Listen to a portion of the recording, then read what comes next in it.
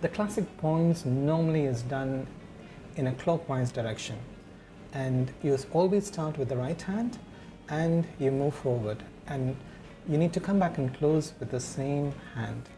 Now take the right hand and fold your thumb like this, and you can see the line, and where that line ends, that's the point. Now keep your massager on it and run it for like 30 seconds and gently press it. You don't have to press it too hard. Now once you do this for about 30 seconds, then you move on to the next point that's on your wrist. When you see the line, the inside of the point, not the outside but the inside. Now this is where you do the second point. Now this is the heart meridian. The next is elbow point. Now when you fold your hand this way, you can see the line, and where the line ends, that's the point. You can run this for about 30 seconds again.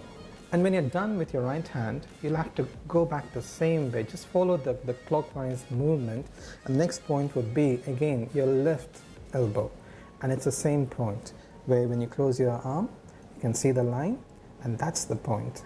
And that's for 30 seconds again. And when you're done with that, come back to the wrist. And you can see, when you see your wrist, you can see the line, the point that is inside, not on the outside, on the inside.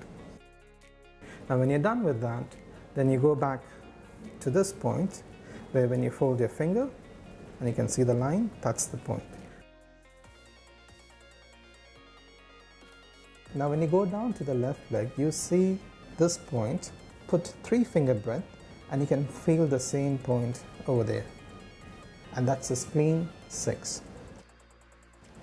Now when you're done with that, now move down to the feet, take off your shoes, your socks. You can find between the toe, that's the point.